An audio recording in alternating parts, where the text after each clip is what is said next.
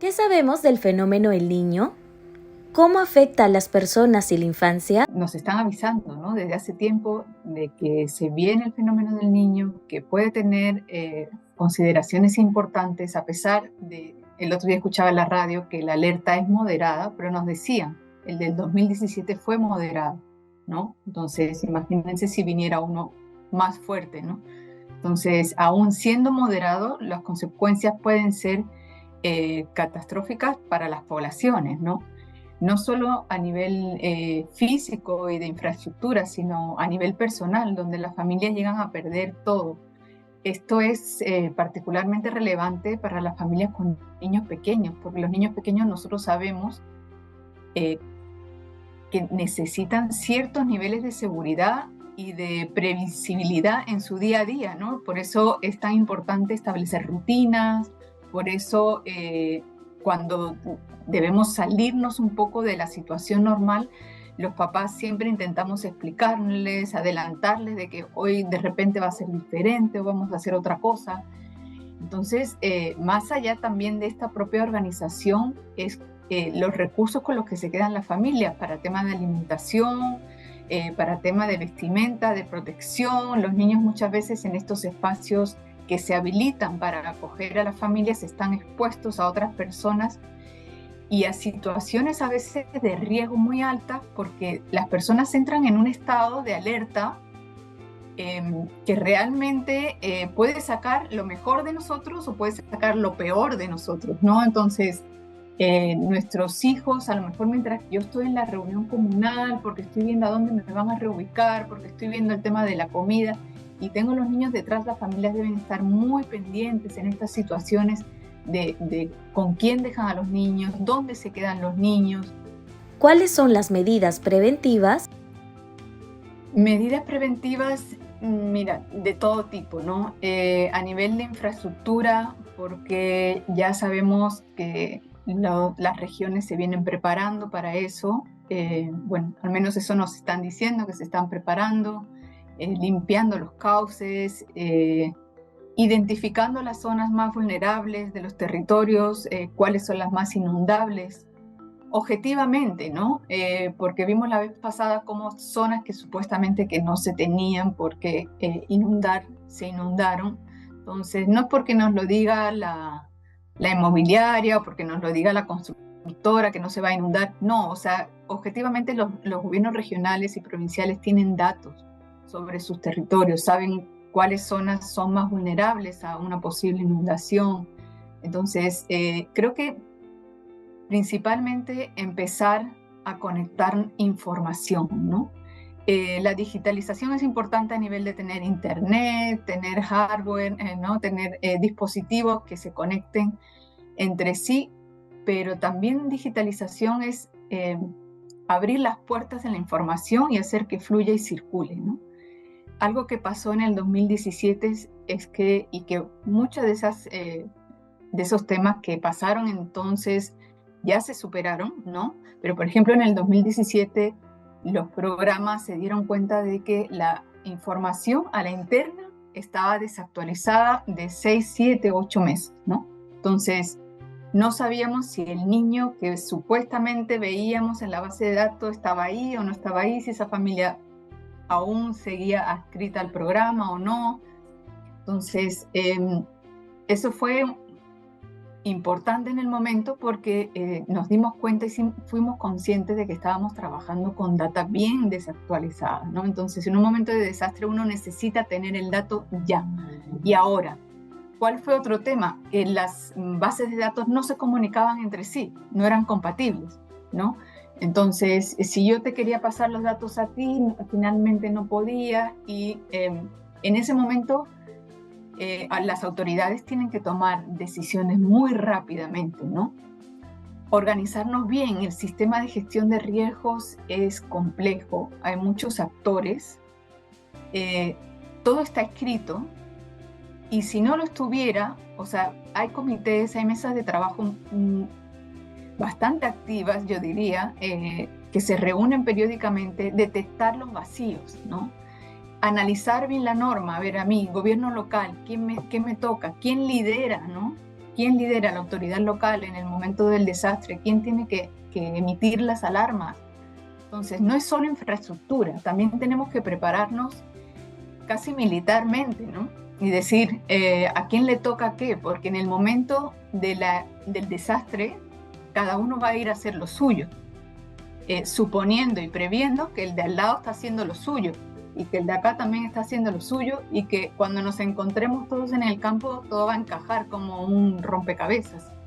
Entonces, eso es bien importante, ¿no? Ir revisando desde ya las normas, empezar a hacer dispositivos, ¿no? Empezar a hacer dispositivos. ¿Qué vamos a hacer? Prever, ¿no? ¿Qué vamos a hacer? Nos van a faltar colchones.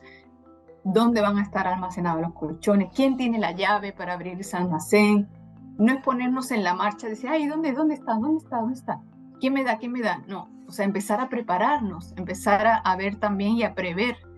¿Cuáles son las medidas o planes de acción del gobierno o instituciones? El foco que ahora mismo está puesto en la política pública es el tema de reconstrucción, de infraestructura, como te decía, vigilando los cauces de los ríos.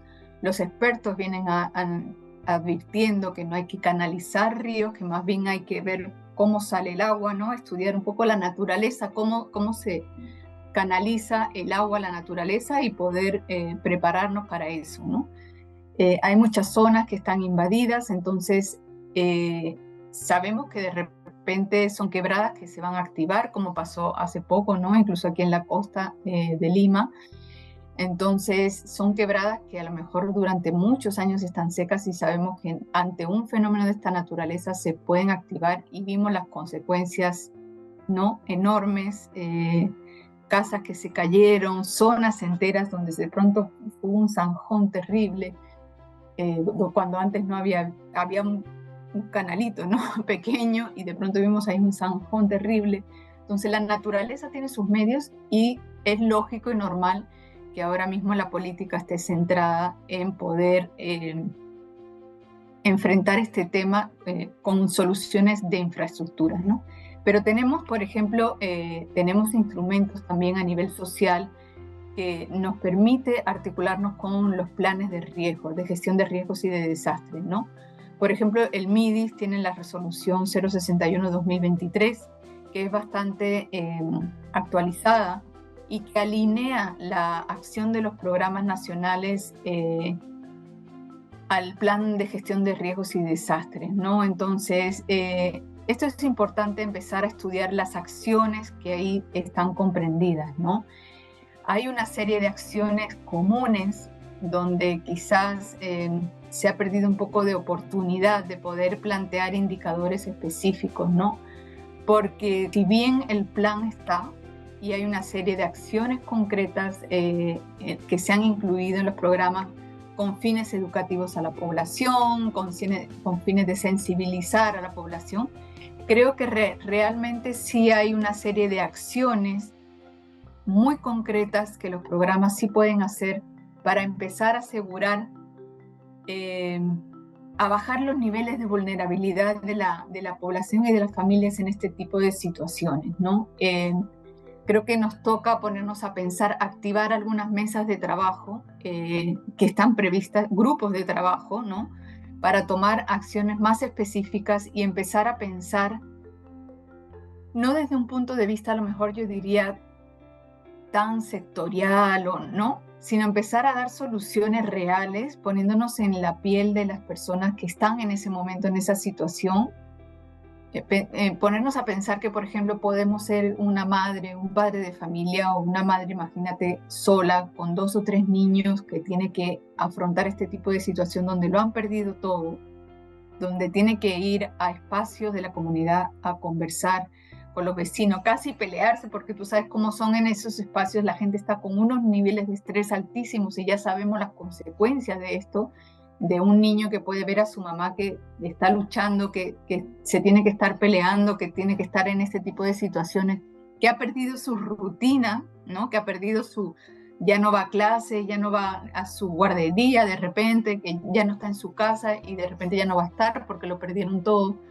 Entonces, imagínate los niveles de estrés y yo creo que los programas sociales se tienen que empezar a pensar realmente, ponerse en la persona Y más allá de plantear acciones de sensibilización, educativas, empezar a pensar, cada programa tiene su plan propio de cómo activar protocolos de emergencia, ¿no? Entonces poner servicios acá, poner servicios allá.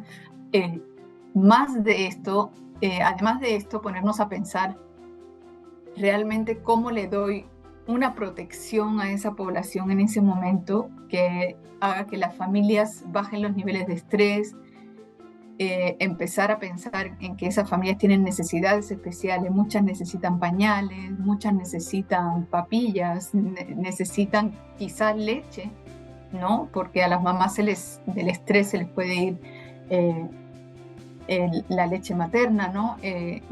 O a lo mejor están para arriba, para abajo y no están tan pendientes a lo mejor, o se les pasa la hora de la alimentación de los bebés y finalmente la lactancia va disminuyendo. Entonces, ponernos a pensar, ¿no? En cuál podría ser todo el tipo de casuísticas que nos podemos encontrar y cómo darle solución, al menos con la flexibilidad suficiente por parte de los servicios para atender este tipo de situaciones, ¿no?